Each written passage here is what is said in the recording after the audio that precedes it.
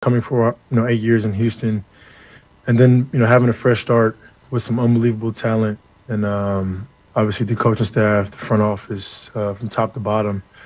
The welcome has been amazing. So it's a fresh start for me to go out there and ultimately have a chance to compete at a title. Bruce Beck, NBC New York.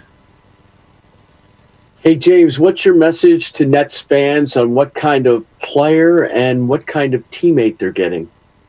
An elite player, an elite teammate, an elite leader, and just a guy that's willing to do whatever it takes to rack up as many wins as we can.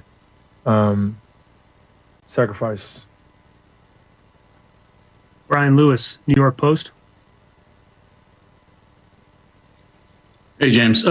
Welcome. Following up on that, I mean, you've proven yourself to be an elite player, and KD's an elite player, Kyrie's an elite player. All you guys have had the ball in your hands and been asked to make big shots. I'm curious how the three of you make sure that you guys come together and keep the main thing, and find a way to gel for the greater good. Chemistry, sacrifice, and like you said, we're all elite, so depending on the game, depending on, what's going on throughout the course of the game, that's going to determine who gets the ball and who makes the plays. We're all unselfish, we're all willing passers, and we play basketball the right way, and that's all that matters. Otis Livingston, CBS New York. Hey, James, welcome to Brooklyn. From your post-game comments after the Lakers lost to what your teammates were saying about you as far as being disrespectful, and also you being held out of practice until a trade was made, it got pretty ugly at the end of your tenure in Houston. Is there any part of you that regrets the way that it ended? I wasn't disrespectful to anyone. Those guys had just got there, Houston. I've been there for a very long time. I've been through all the ups and downs, with that organization. And I wasn't disrespectful towards anyone. I just made a comment, that the team as a whole wasn't good enough to compete for a title. And, at the stage of my career, right where I am now, that's what I would love, And so I wasn't trying to be disrespectful to anybody, especially not to the organization. And like I said, I'm excited to be here in Brooklyn, and excited for a new start. But do you regret the way it ended, though? I mean, it's a place that you loved and you had so many highlights. Yeah, I regret because I'm not the type of guy to, I don't need the attention, especially the negative energy, the negative attention. Like, I've never been that guy.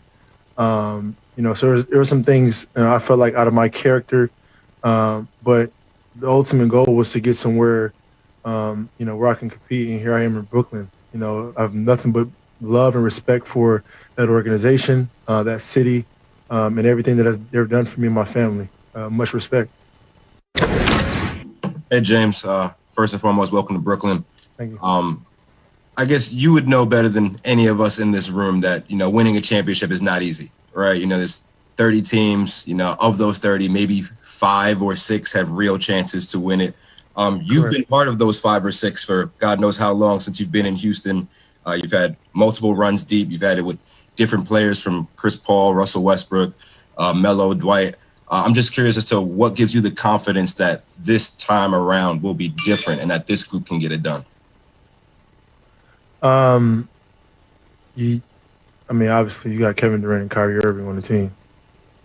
And then surrounded by those guys, you have really good pieces in DeAndre, Jeff, shooters, and Joe, Landry. You just look at this entire roster, and it's built for any style of basketball you want. And then the coaching staff, who knows the game of basketball at a high level. You just add that all together, and it's like that's a legit chance right there. It was a no-brainer for me. Rachel Nichols, ESPN. Hey, James.